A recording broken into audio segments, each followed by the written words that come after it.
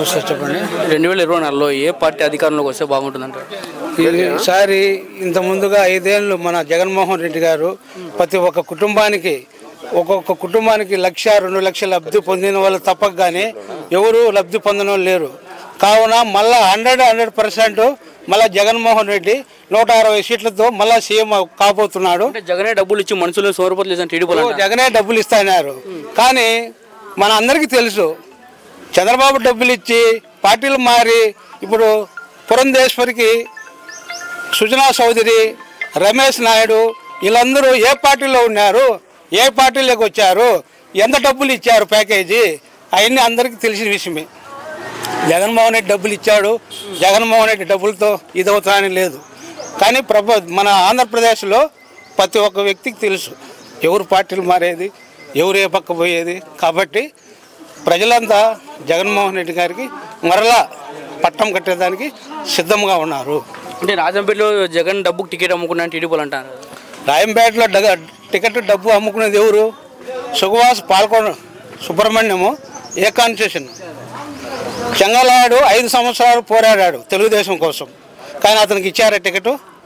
ఎందుకంటే ఆయన ఆర్థికంగా డబ్బు లేదు కాబట్టి. అందువల్ల చెంగలాడు కాదని, పోలి సుబ్బారెడ్డి కాదని,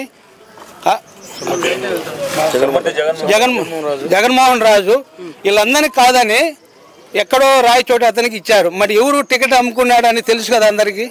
60 కోట్లు డబ్బు తీసుకొని మన రాయంపేట టికెట్ పాల్కొండరాడు కుమారుడికి సుబ్రహ్మణ్యానికి ఇచ్చారు. మనం ఏదైనా కానీ ఒక విషయం కావాలన్నా మన రాజంపేట అందుబాటులో ఉండే అమర్నాథ్ రెడ్డి దగ్గర ఉన్నాడా, సుఖవాస్ సుబ్రహ్మణ్యం దగ్గర ఉన్నారా? కాబట్టి ప్రజలంతా గ్రహించి ఆగేపాటి అమర్నాథ్ రెడ్డిని కానీ ఎమ్మెల్యే చేసేదానికి సంసిద్ధంగా ఉన్నారు. అంటే వైసీపీ సార్ ఖచ్చితంగా ఓడిపోతుంది, పవన్ కళ్యాణ్ జగన్ని తరిమి కొడతా అంటాడు కదా. ఇప్పుడు పవన్ కళ్యాణ్ పిఠాపురంలో గెలిచేస్తాడని నమ్మకం లేదు అతనికి. అతని సీటే నమ్మకం లేక రోజుకు ఒక 2 రోజులు ప్రచారం చేస్తాడు, 2 రోజులు పోయి పనుకున్నాడు హైదరాబాద్లో ఆరోగ్యం బాగలేదని. కాబట్టి ఆయన మొత్తం కాన్స్టిట్యూషన్ అంతా ప్రచారం చేయాలనుకున్నాడు. కానీ ఇప్పుడు ఉండే సిచ్యువేషన్లో అతని సీటే అతను గెలవలేక కష్టాల్లో ఉండి ఆ సీటుకి అతను పరిమితం అయినాడు. కానీ పవన్ కళ్యాణ్ వచ్చి, పురంధేశ్వరి వచ్చి, ఇంకా ఎవరెవరో వస్తారంటే అదంతా ఉట్టి కళ. ఈ వద్దు మన ఆంధ్రప్రదేశ్లో మరలా సీఎం జగన్మోహన్ రెడ్డి అవుతున్నారు కాబట్టి సెంట్రల్ మినిస్టర్లో తెలుగుదేశం చంద్రబాబు నాయుడు, పురంధేశ్వరి వీళ్ళంతా భంగపడుతున్నా కానీ సెంట్రల్ మినిస్టర్ ఒక్కరు రాలే ప్రచారానికి. ఎందువల్ల రాలేదు? 100% జగన్మోహన్ రెడ్డి గెలుస్తాడు, రూలింగ్ గవర్నమెంట్ జగన్మోహన్ రెడ్డి వస్తారు.